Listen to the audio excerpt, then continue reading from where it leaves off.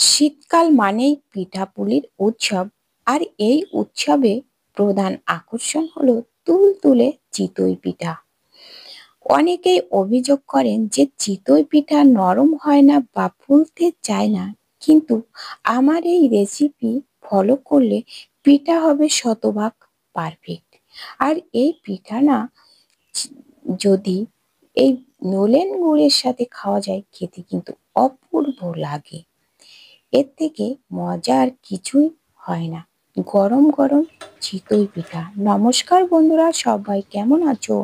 আশা করি সবাই ভালো আছো। আমার পল্লী জননী কুক সেন্টারে নতুন একটা পর্ব দেখার জন্য সবাইকে জানাই স্বাগতম। আজকে দেখো এই চিতই পিঠার রেসিপি নিয়ে তোমাদের সাথে হাজির হলাম। তো এই লোহার ছাঁচে আমি কিভাবে চিতই পিঠাটা তৈরি করছি, ভিডিওটা কেউ স্কিপ করো না, প্রথম থেকে শেষ পর্যন্ত দেখো, তোমরাও তৈরি করে নিতে পারবে। তার জন্য দেখো নিয়েছি নারকেল কোড়া। চিতই পিঠাতে যদি একটু নারকেল কোড়া না পড়ে খেতে কিন্তু একদম ভালো লাগবে না। আর নলেন গুড়ের সাথে বিশেষ করে এই পিঠাটা খেতে দারুণ লাগবে। তার জন্য নিয়ে নিচ্ছি দেখো আতপ চাউলের গুঁড়া। এই গুঁড়োটা আমি আগের থেকে আমার করা ছিল, মানে মেশিন থেকে ভাঙাইয়ে আনা। অনেকেই মেশিনের গুঁড়ো দিয়ে কিন্তু পিঠা ভালো হয় না। তো আমি এখানে দেখো 3 বাটি এই চাউলের গুঁড়া নিয়ে নিচ্ছি। তো আর এর সাথে দিয়ে দেব হাফ বাটি মতো ময়দা। তো আর একটা জিনিস আমি এর সাথে মিশাবো, তোমরা দেখতে থাকো। আমি কিন্তু এখানে কোনো বেকিং পাউডার দেব না, দিয়ে দিচ্ছি স্বাদ মতো লবণ, দিয়ে একটু চামচ দিয়ে মিশিয়ে নিচ্ছি। তো তোমরা কিন্তু দেখতে থাকো। আর এই চিতই পিঠার এই গোলাটাই কিন্তু মেন। গোলাটা যদি ভালো না হয় পিঠা কিন্তু পারফেক্ট হবে না। আর এবার দিয়ে দিলাম একটু নারকেল কোড়া। নারকেল কোড়া যদি আবার বেশি হয়ে যায় পিঠে কিন্তু ফলবে না। তো আমি যে হাফ নারকেল কুড়িয়ে রেখেছিলাম তার হাফ দিয়ে দিলাম। আর এবার দিয়ে দিলাম কুসুম গরম জল। জলটা কুসুম গরম থাকতে হবে, মানে হাত সহ্য পাবে।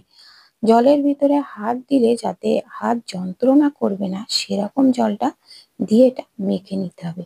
তো আমি কিন্তু আগে অল্প জল দিয়ে একটু এরকম আটা মাখার মতো একটু চটকে চটকে ভালো করে মেখে নিব।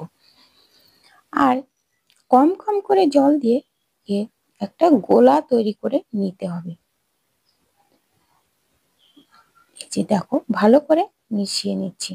তো এই পিঠাটা আগে যখন ছোট ছিলাম তখন কিন্তু বেশি একটা খেতে আমার ভালো লাগতো না, কিন্তু এখন কিন্তু ভালোই লাগে। কারণ এই চিতই পিঠাতে কিন্তু তেল থাকে না।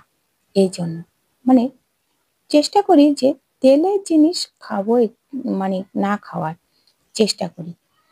তো এজন্য তেলের জিনিস, তারপরে মিষ্টি গুড় এগুলো যাতে না খেতে হয় সেসবগুলো খাওয়ার এখন চেষ্টা করি। তো এই যে দেখো জল দিয়েছি কিন্তু ভালো করে ফেটিয়ে নিতে হবে। নিয়ে এটা কিন্তু মেখে 10 মিনিট রেস্টে রেখে দিতে হবে। আর এই যে দেখো এভাবে ভালো করে পারফেক্ট করে গোলাটা রেডি করে নেব। দেখো অনেকে কিন্তু এই পিঠাটা পারফেক্ট বানাতে পারে না সত্যি। কিন্তু আমিও কিন্তু আগে পারতাম না, কিন্তু এখন একটু একটু পারি, খুব বেশি ভালো কিন্তু পারি না। তো দেখতে থাকো, আশা করি ভালোই হবে। পিঠাটা কেমন হয় তো তোমরা দেখতে থাকো। এবার আমি 10 মিনিট রেস্টে রেখে তো আবারও ফিরে আসব। তো এই যে দেখো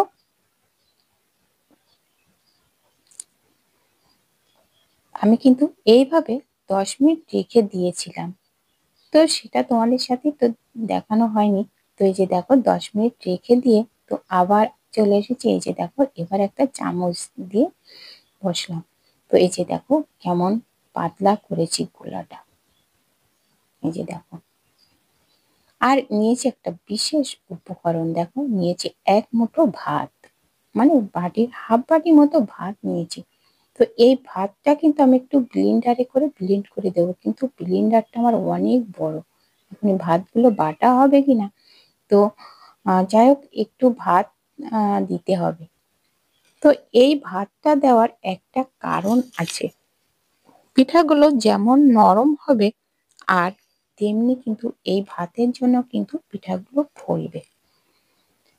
তো দেখো, ভালো যেটাই ভেবেছিলাম ভালো কিন্তু বাটা হয়নি, তো আমি এই যে ছেঁকনি দিয়ে আমি ছেঁকে নেব। আস্ত ভাত কিন্তু দেওয়া যাবে না।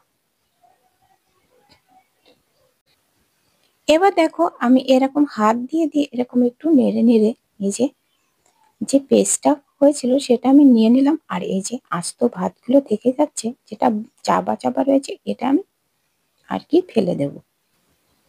এবার দেখো, আমি চামচ দিয়ে গুলাটা এরকম করে ভালো করে মিশিয়ে নেব, আর এরকম পাতলা রেখেছি। তো আর এদিকে দেখো, একটা বাটিতে একটু জল নিলাম, সে জলের ভিতরে একটু তেল মিশিয়ে নিলাম। এই তেল আর জল মেশানো দিয়ে এই যে বিরাস দিয়ে মুছে নিলাম একটু। দেখো, মুছে নিয়ে, তো আর এদিকে যে গোলাটা ছিল গোলাটাও কিন্তু ভালো করে একটু মিশিয়ে নিলাম, নিয়ে এবার এই লোহার ছাঁচের পরে দিয়ে দিলাম। এই যে দেখো, আর এই সময় কিন্তু গ্যাসের আঁচটা কিন্তু হাইতে রেখে দিতে হবে। এই যে দেখো, দিয়ে আমি একটা মাটির একটা সরা দিয়ে এই যে ঢেকে দিলাম, আর এই সরা চারিদিক দিয়ে যখন ধোয়া বের হবে তখন বুঝতে হবে যে পিঠাটা হয়ে গেছে। এই যে দেখো, এক চামচে উঠে যাচ্ছে, আর কত সুন্দর হয়েছে, সব কটা পিঠা কিন্তু আমার ফুলছে। আর এই যে দেখো, আবারও আর একটা দিয়ে দিলাম, মানে কি বলবো, 2 থেকে 3 মিনিটের ভিতরে কিন্তু আমার এক এক খোলা পিঠা কিন্তু এখানে হয়ে যাচ্ছে। আবারও দেখো, মাটির সরাটা দিয়ে আমি এই যে ঢেকে দিলাম। আর এই যে দেখো, ধোঁয়া উঠলে কিন্তু সরাটা আগলা করে নিতে হবে, আর এই সময় আঁচটা কিন্তু একেবারে লোতে রেখে দিতে হবে, তা না হলে কিন্তু পুড়ে যাবে পিঠাগুলো। তো এই যে দেখো, আঁচটা কমিয়ে দিয়ে এই যে আবারও আর এক খোলা আমি তুলে নিলাম। তো এইভাবে সব পিঠাগুলো আমি তৈরি করে নেব। তো এই যে দেখো, সবগুলো পিঠা আমি নিয়ে এসেছি, দেখো কত সুন্দর হয়েছে। তো বন্ধুরা, তোমাদের কাছে কেমন লেগেছে কমেন্ট করে জানাতে কিন্তু ভুলো না। আর একটা লাইক দিতে ভুলে গেলে একটা লাইক করে দিও, আর নতুন বন্ধুরা আমার চ্যানেলটা সাবস্ক্রাইব করে পাশে থেকো। এই যে দেখো, ভিতরটা দেখো কেমন হয়েছে, মানে পিঠা ফুলে উঠেছে কত সুন্দর। তো এই পিঠা দিয়ে এই নলেন গুড়ে খেতে কিন্তু দারুণ লাগে। তোমরা একবার হলো আমি যেভাবে তৈরি করেছি এভাবে তৈরি করে খেয়ে দেখো, আশা করি ভালো লাগবে। আর এই সাথে এই পিঠার সাথে নারকেল কোড়া দিয়ে খেতে আর এই গুড় দিয়ে খেতে কিন্তু দারুণ লাগবে। নলেন গুড়ের সাথে এই পিঠাটা খেতে অপূর্ব লাগে। দেখো, প্রত্যেকটা পিঠা কিন্তু কত সুন্দর হয়েছে, আর নরম হয়েছে, খুব নরম তুলতুলে হয়েছে। এই দেখো কতটা নরম হয়েছে। তো বন্ধুরা, আজ এই পর্যন্ত, দেখা হবে পরবর্তী ভিডিওতে। ততক্ষণে তোমরা ভালো থেকো, সুস্থ থেকো। নমস্কার বন্ধুরা।